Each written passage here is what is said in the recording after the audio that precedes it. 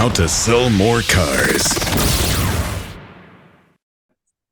Hey, everybody. Welcome to the How to Sell More Cars podcast. I am the voice from the sky, the eye above, Terry Lancaster. I'm hosting today. And if you've been listening to the podcast before, or if you read my book, How to Sell More Cars, you know I tell everyone that I have absolutely no use to anyone in that magic window between when someone raises their hand to buy a car and when they actually drive off the lot. I'm the marketing guy. I'm really good at driving the traffic, at building the relationships before the process ever starts. And I got a lot to say about maintaining and keeping those relationships going for years and years and years and generations. And I told everyone in the book that if you can get enough people in the dealership, if you've got enough people in your life who want to buy a car, there are people in the store who will help you close that deal. I'm pretty excited today because today we've got the guy who does just that, the guy who closes the deal. Chris Martinez, a 20 years veteran of the automotive industry, 7-time best-selling automotive author, including his new book, The Closer, which is what we're going to be talking about today, closing more deals. The Closer, the Automotive Professional's Guide to Closing the Deal. We're going to talk about building trust. We're going to talk about overcoming objections, and we're going to talk about the exact language that you need to use to close more automotive deals in today's wild and woolly automotive market. But first, I got to ask Chris about this. Seven books. I looked at this. My favorite was, of course, the children's book, When I Grow Up, I Want to Be a Car Salesman. Did you? That's my favorite one. It's funny, the story behind it. In my sales meetings, I've always, kind of like joked about it. I said, hey guys, you know what? We get it. Nobody says they want to be a car salesman when they grow up. But look at where we're at, right? We're treating people right. We're taking care of our customers. We're making dreams happen. And, now I have 4 kids, and my little ones, I read to them a lot. And now they're a little bit older, 6, 8, and 10. I have my oldest daughter, she's 27. But my little ones, I was reading to them and I started asking, well, what do you guys want to be when you grow up? And, I'm always talking about the car business, how we're selling cars, how we're closing deals, how we're, taking care of customers. Right. And so they all told me they wanted to be car salespeople. And I thought it was interesting. And one night I'm reading a book to my son, and I said, man, you know what? I could write a children's book. I go, I just need a good illustrator, and this should be pretty fun. And so I incorporated all my kids in that book, and it was a lot of fun. I put my dogs, my whole family, my wife, everyone's in there, and it's a little story about how the kids realize that they want to take care of customers and treat people right, and create dreams and make things happen. So it's a great book. It's one of my favorite books that I've written. It's actually my favorite book that I've written, and because it's got my family in there. Yeah, I bet. And I tell you, here's my marketing brain. What I went to when I saw it, I said, dude, I hope he had these printed up and sitting on every salesperson's desk. So when the kids are wandering around, causing trouble, looking for popcorn, hey, take Daddy's book, go read this, and keep them occupied. Yeah, they've taken the kids have taken it to their show and tell, and it's been a lot of fun. Well, good. Let's talk about the closer. Like I said, I'm the marketing guy, so I talk about bringing the leads in the door, and I talk a lot about maintaining the relationships. And you talk about the follow up too. I was really happy to see that. But let's talk about closing. The role of closing in today's market is, and why it's important, how it's changed, and let's just go. It's super important. I think what a lot of sales professionals forget to understand, that before you go in there and close a deal, you got to make sure the customer is sold on that vehicle first. You have to have done your job first, right? And a lot of times you might, as a closer, you might go in on a TO and you start having your, couple, 2-minute conversation with them and realize that, one, you're on the wrong car. You're on just the wrong, it's just the salesperson hasn't done anywhere near what they should have done. And so in the reality is in order to go and attempt the close, as a sales professional, you have had to have done your job, right? And and so that's where I think a lot of people think, oh, I'm going to get a manager and he's going to close it for me. And you start having the conversation with the customer, and you understand that the salesman skipped A, B, and C part of the steps. And you're just like, let's circle back around and let's see if we can get them further in the process than where they're at. And that's, there's two distinctions, right? So the one that's the TO, where you're trying to help push them further into the actual sales process. And then the second part is when you're there, they're sold on the car, you're on the right deal, and you just you need to make sure the numbers work and you're trying to close the deal. So, and that's kind of where I break it down in the closer of, once you've made that, you've landed them on the right option. Now it's time to, okay, what kind of word tracks can we use? What do we do to help the customer say yes? And that's kind of what we broke down.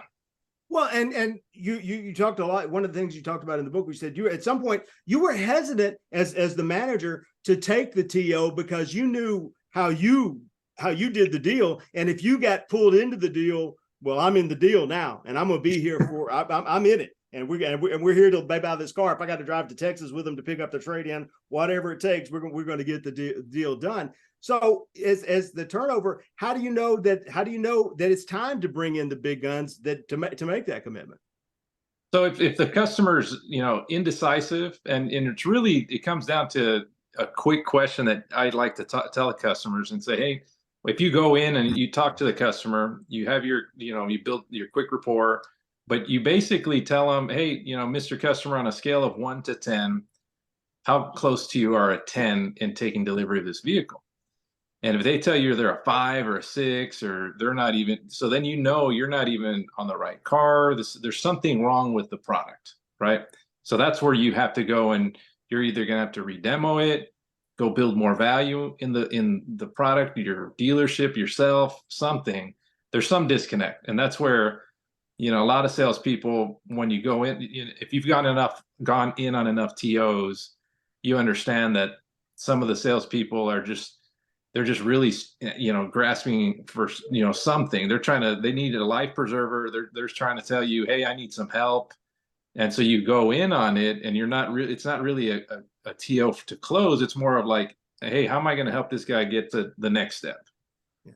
You mentioned in the book, and I don't think, honestly, I've ever seen it really broken down this way. You talked about the 3 kinds of salespeople: the opener, the person bringing them in off the street, bringing them in off the lot, bringing them in the building; the cooler, and the closer. So I know what the opener does, and I know what the closer does. Tell me about the cooler. I want to hear about that. So the cooler is basically the guy or girl that can talk really well to the customer. They can potentially, interject on heat cases. They kind of like calm the situation down, but they're making more of a friend instead of asking the tough questions that, hey, what can we do to help move you to the next step? They've gone into the friend zone. They're not really trying to push them to that next step and close the deal. Yeah, I like that in the book when you talk about the friend zone, where you spend so much time building the relationship and dancing around and eating cookies or whatever, that you never actually do the thing. And people get mad about it, just like in high school, you spend 6 months trying to build a relationship with a girl, and then she's dating your best friend a week later because you never got around, right? So yeah. There's something to that you can't just be the relationship person. You can't just be, you're not there to make friends. Making friends is good for business, but it has to be done with some intentionality. Absolutely. And I think I'm not going to say the majority of them, but there's a big chunk of the salespeople that are, right in the middle, the 10, 12 car salespeople, they kind of get stuck in that side of it. And if they just learn to just ask a couple more tough questions, they could get a little further into closing the deal. So you've got the cooler, you've got the opener. Are you thinking that the deal should have those 3 different people, or does everyone play that same role? I think everyone can play that same role. I think that some people tend to get stuck in some areas and not really graduate to that next level of trying to get into that relationship type sales professional, or asking the tougher questions and being a real closer. Yeah. I think, some people, usually the green salespeople will get there for, the first, 60 days, maybe they're still kind of just opening it because they're still trying to understand the process, maybe. And some people get it faster than others, but that's kind of usually how the progression is. They kind of just, somebody teaches them the relationship part. You got to be the friend, build rapport. And then people just kind of get stuck there and not going after, okay, well, how am I going to really just close this deal? What can I do to help push this customer to that next step and sign? Yeah. Theo, one of the things that I think one of the best things I liked in the book, you had a Benjamin Franklin quote in here, says the art of persuasion is the art of making things easy, not difficult. Is closing about making things easier? Absolutely. When you think about it, how many times, have you've sold a lot of cars, right? So when you go in on conversations with customers, usually it's just one more question. You're like one more question away from really getting out what the true objection is so that you can overcome it. And if you just ask the right question, sometimes it's so easy that the customer just says, they just lay down. I'll give you an example. I was on a TO one time, and the salesman must have been with that customer for like 3 hours. And I walk in the sales tower, and I have a sales manager going on a TO, and like 5 minutes later, he comes back in. He's got his hands in the air, and he's got the sheet, and he said, "Man, we're on the wrong car. This lady's, there's no way they're buying this car. I don't know what's going on." I talked to the salesman. I go, "What happened?" He goes, "Well, that's a shocker to me. I've been with them for 3 hours. They love the vehicle. I mean, they didn't tell me anything why they didn't want this car. I mean, that's why they're still here." And I look and I turn around, and they're still in the office. And I go, "Wow, this is unbelievable." So I said, "Well, you know what? Let me have a crack at it." So I go in there, I talk to the lady and her son, and within a couple minutes, I find out that the car that she was trying to buy had a scratch on it, and the scratch was probably about 3 inches long. And I said, "So you're telling me?" I go, "Well, look, let me do something first." So I got up. I said, "Let's show me the scratch." So I go outside. I look at the scratch, and I looked at her, and I go, "So you're telling me if we fix this scratch, you're ready to move forward?" Right. And she said, "Yes." I put my hand out and I said, "Congratulations." And she shook my hand, and we wrapped the deal up. I mean, this was like, it was just like super, it was so easy.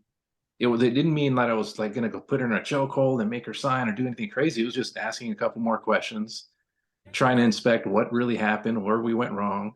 And we just moved forward and closed a deal. Where, not sure what happened to that other manager. He went in there, came in thinking the deal was was game over, and we needed to throw the customer out. Yeah. I think my favorite story from the book, you had another TO where you couldn't, a same situation, a salesperson couldn't close the deal. A veteran salesperson worked on the deal forever and ever and ever. You were trying to avoid, let's not bring in the big guns just yet. So you literally gave it to the greenest green pea on the floor and say, go see what happens. She had been on the floor for like 30 days. Yeah. Green as can be, never been in the car business. And he came in, he threw his hands up in the air, and he's like, "Oh, this is not a deal. I can't do this deal." And I'm in the mid. I was like the only sales manager there. I'm working like multiple deals. Right as he's telling me that, walks by a green salesperson. I look at her. I go, "So you're done with the deal? You're tapping out?" And then he says, "I'm tapping out." I said, "All right." And I talked to the young lady, and I said, "Look," her name was Daisy, by the way. She's a really, really great person. I said, "Daisy, do me a huge favor. Go in there, tell him if he stays and I make a call to the bank and I can get a rate concession, will he do the deal?" And I said, "Say it just like that."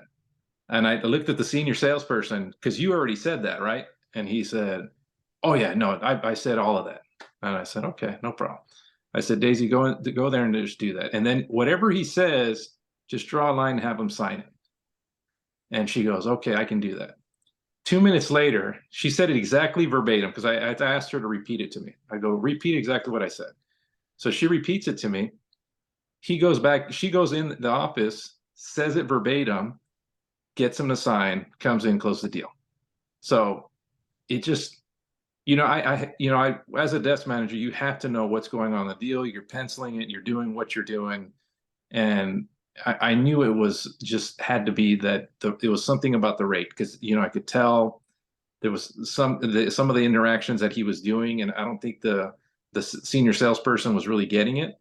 And that was just me sitting at the desk and just understanding the conversations and getting someone else to just do exactly what I asked them to do, and they did the deal. So it's just little things like that salespeople just tap out, that just think it's too hard. They're too frustrated. And sometimes that extra face, even just saying the exact same thing he might have said, oftentimes helps.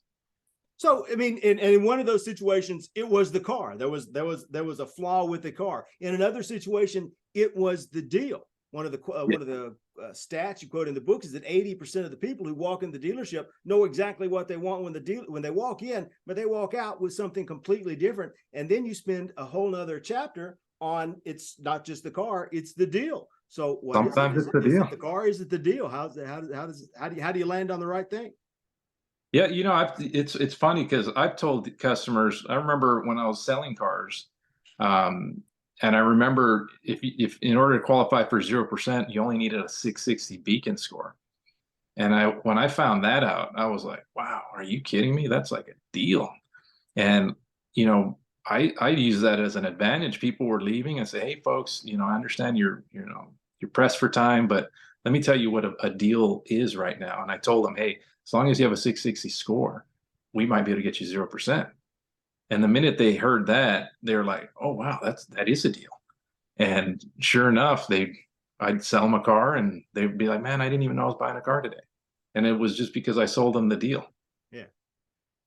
Well, like I said, I'm the marketing guy, and I've been saying for 30 years, the most powerful words in marketing are "sale ends Monday." And you talk about creating a sense of urgency on the deal. I mean, it's all about getting that little bit of adrenaline push to make them, make them want it more than they know not to want it, right? For sure, absolutely.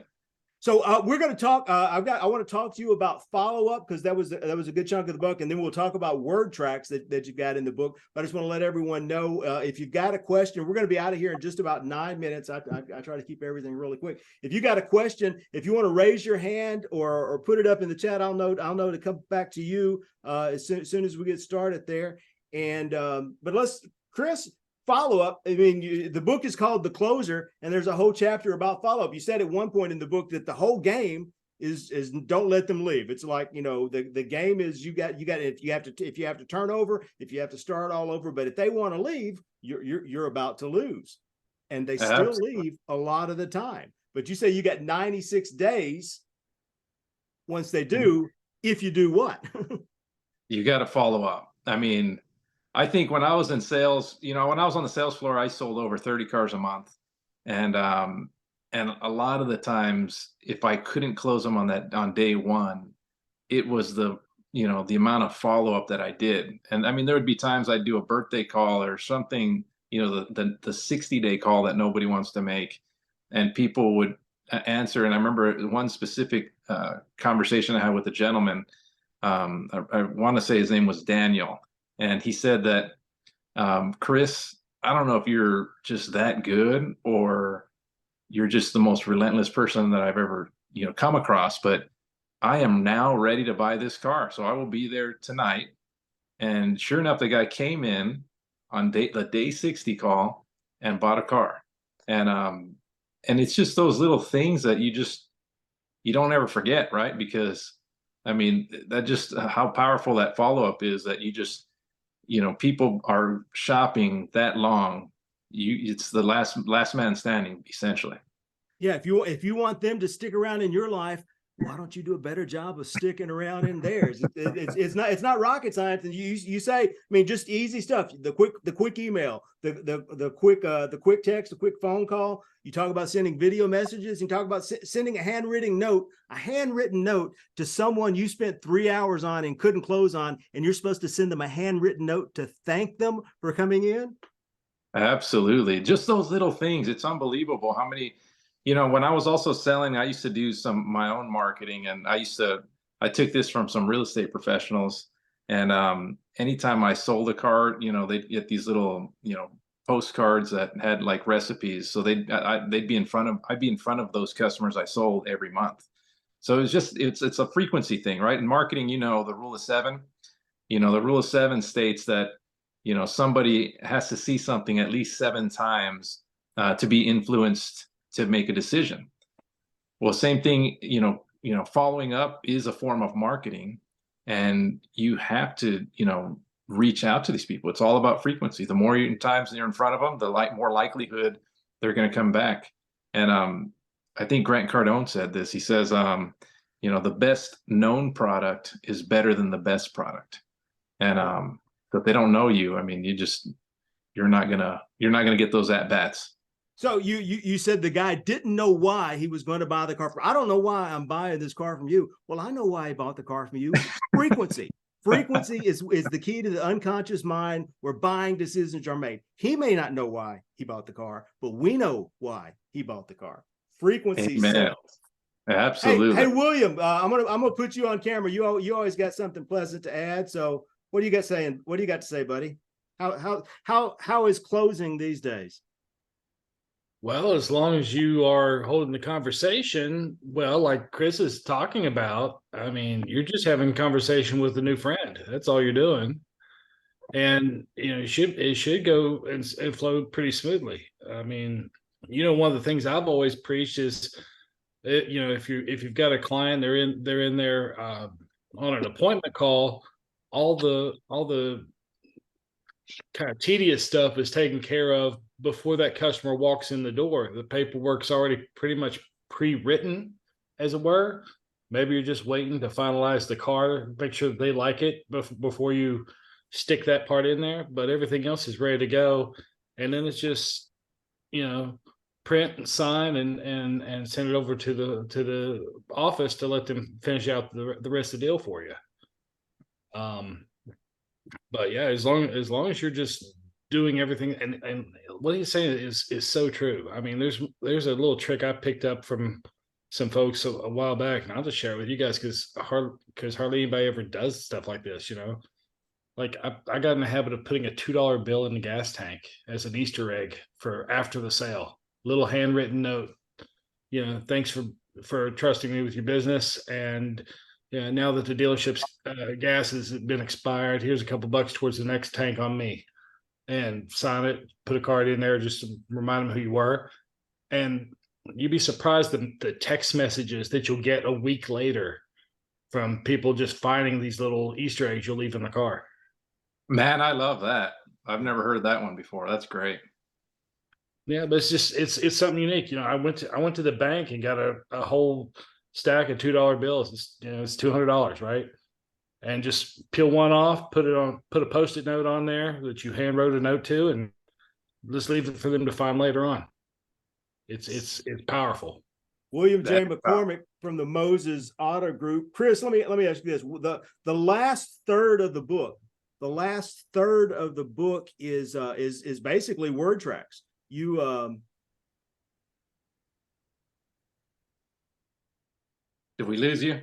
No, my brain scattered because I was trying to do 3 things at once. Even when I'm not on video, I can't do all the producing stuff. So you've got the word tracks in there, and you talk in there about training, the difference between training an hour a day and training an hour a week and training an hour a month. At what point do the word tracks and how become your natural rhythm? So that they're so built in that the training is repetitive because your mind automatically goes there. I recommend training. Just you got to train every day. I mean, role playing. I mean, those word tracks for me, and the way I learned them is I literally just practiced them every day. Like if I felt like there was one word track that I kept seeing repetition on, like some common objection that I kept hearing, I would just get that one and write it down or listen to some of the other seasoned veterans. And I would just practice how to overcome that. And I would just keep saying it. And some people, looked at me like, man, this guy's always talking to himself. But I'd be out there in the back and just kind of just role playing by myself to try to make sure that I got this. I wanted to make sure that I not only fed my family and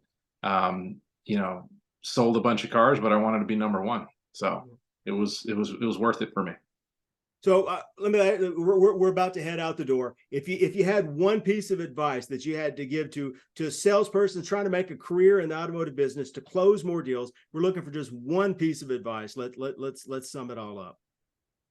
I'd tell them that they just got to train. I think most people in most dealerships I go and I do some consulting from time to time, they're just not role playing. And I don't know what it is, but they have to role play, because I'd rather them, practice and fail in front of someone else than practice and fail in front of the customer. And if they want to get really good, they're going to have to role play. I tell everyone, thank you so much for all your time, for your answers, for your wisdom and ideas. I tell everyone that speaking as an author, the greatest single thing you can do for an author is to actually read the words that they bothered to put on paper. And then if you leave a review, that's just gravy on top. That's just the best thing. So everyone here today, one, thank you for showing up. Thank you for popping in and listening to Chris talk about his new book, The Closer. He's got 7 great books available on Amazon. So take a look at those. If you want to show your appreciation for him being with us here today, head over to Amazon and pick up a copy of the book or leave the review. Chris, how can we help you? What do you got going on in your life that we can bring more value to you to make up for the value you brought to us tonight? I'm good. I've been blessed. God is good. My family's good. Right now, the biggest thing that I'm working on right now is, finding something that I can say, you know what, this is where I want to be.